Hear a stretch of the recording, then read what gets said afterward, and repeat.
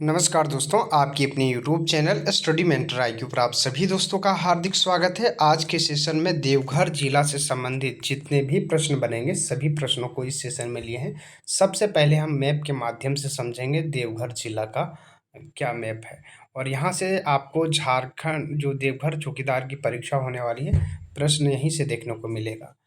पूछा जा सकता है कि देवघर जिला का स्थापना कब हुई है, देवघर में कुल कितने प्रखंड हैं, देवघर में कुल कितने अनुमंडल हैं, और यहाँ पर इस जिले के साथ कुल कितने जिलों के बॉर्डर साझा करती है और कितने राज्यों के साथ ये बॉर्डर साझा करते हुए नजर आ रही है।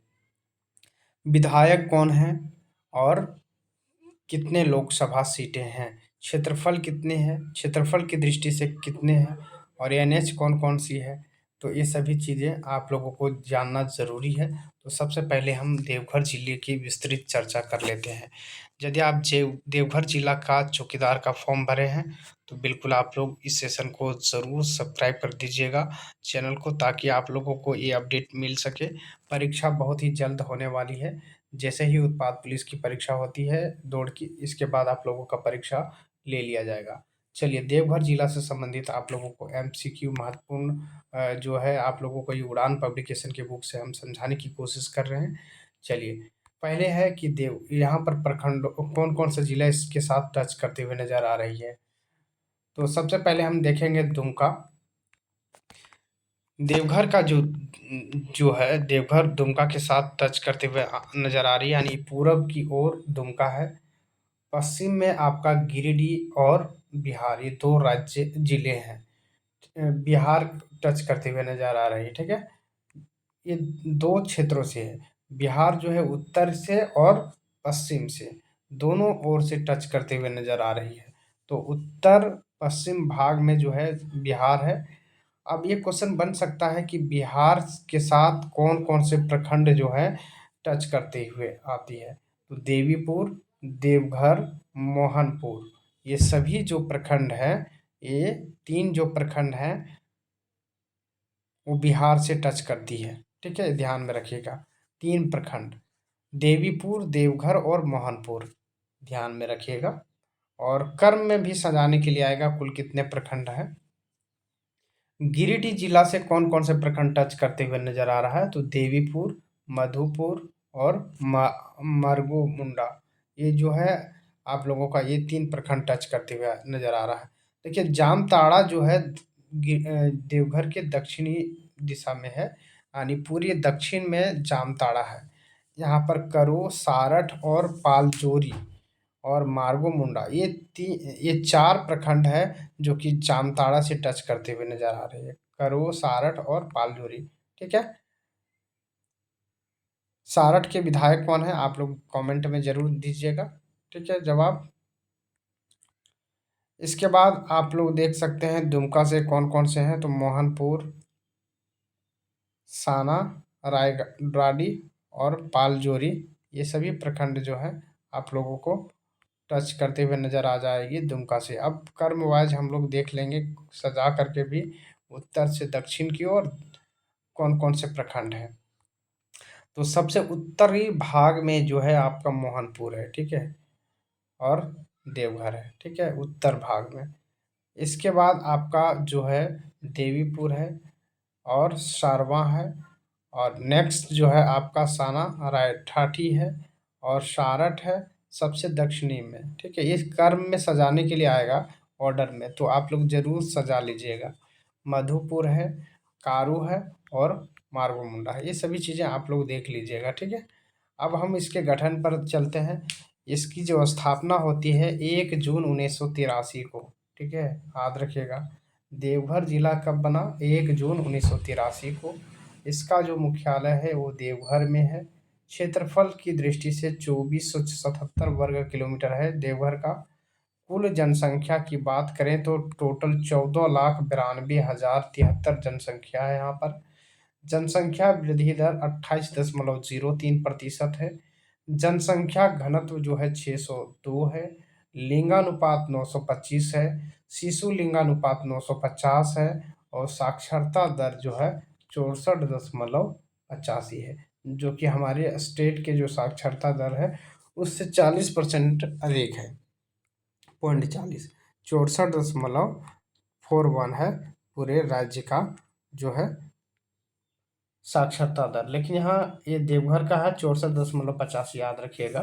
टोटल 2 अनुमंडल है देवघर में, देवघर और मधुपुर। ठीक है, देवघर और मधुपुर 2 अनुमंडल यहाँ पर स्थित है, इतना ध्यान में रखिएगा। ठीक है, अब प्रखंडों की संख्या जो टोटल है वहाँ यहाँ पर 10 प्रखंड है। देवघर, मधुपुर, सारठ, मोहनपुर, करो, सारवा, देवीपुर, पालजोरी, मार्गोमुंडा और सनाई राय ठाड़ी। ये 10 प्रखंड है टोटल, सनाई राय ठाड़ी। टोटल विधानसभा सीटें जो है 3 विधानसभा सीट है, देवघर, मधुपुर और सारठ। देवघर के विधायक कौन है? ठीक है, ये आप लोग नारायण दास हैं। मधुपुर के कौन विधायक हैं? हफीजुल हसन के बेटे। और सारठ के जो विधायक हैं वो कौन है?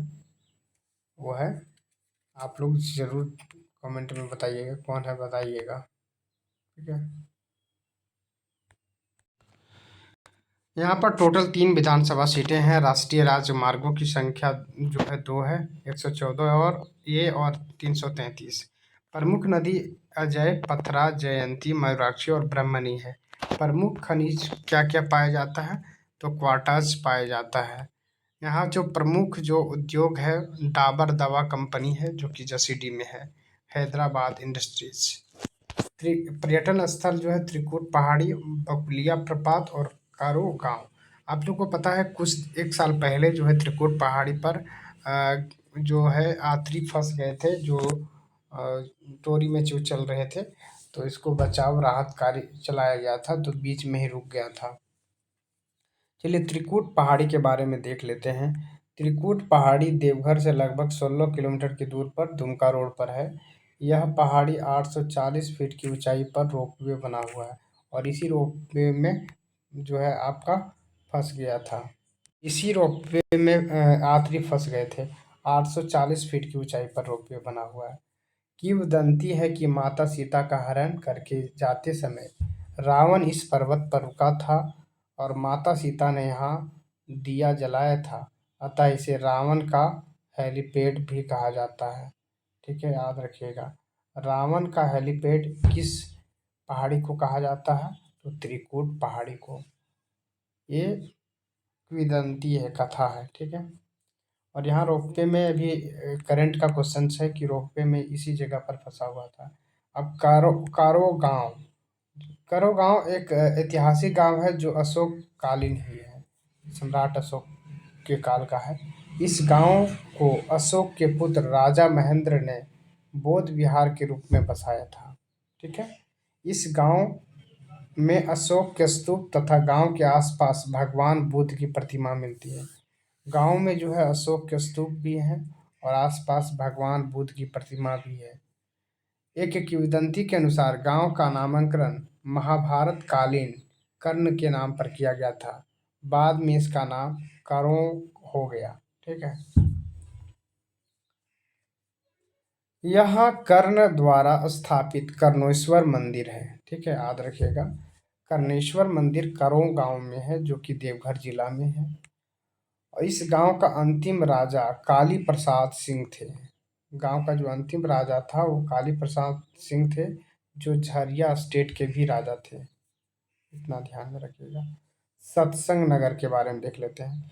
वर्ष 1946 में बांग्लादेश के पावना से आकर श्री श्री ठाकुर अनुकूल चंद्र जी ने देवघर में सत्संग आश्रम की स्थापना की थी। याद रखिएगा, सत्संग आश्रम की स्थापना 1946 में बांग्लादेश के पावना से आकर श्री श्री ठाकुर अनुकूल चंद्र जी ने किया था। बाद में इसका विस्तार हुआ और बड़े क्षेत्र में यह सत्संग नगर के रूप में बस गया। यहाँ सर्वधर्म मंदिर, संग्रहालय, चिड़ियाघर, विद्यालय निर्मित है। यहाँ सभी धर्मों के मंदिर हैं, संग्रहालय भी बना है, चिड़ियाघर भी है और विद्यालय भी निर्मित किए गए हैं। अब धार्मिक स्थलों की बात करें तो यहाँ पर बैद्यनाथ मंदिर जो कि बहुत ही फेमस है, सार्वणी मेला यहीं पर लगता है। युगल मंदिर, तपोवन मंदिर, लीला मंदिर, कुंडेश्वरी मंदिर और सत्संग नगर, सभी धार्मिक स्थल कहाँ पर है? तो ये आपका देवघर में है। शैक्षणिक स्थान हिंदी विद्यापीठ यहीं पर है। और दूसरा न्यूनतम वन क्षेत्र वाला जो जिला है वो देवघर है। 203 वर्ग किलोमीटर में ही मात्र यहाँ पर जंगल है। वन की प्रतिशत जो है आपका 8.22% है।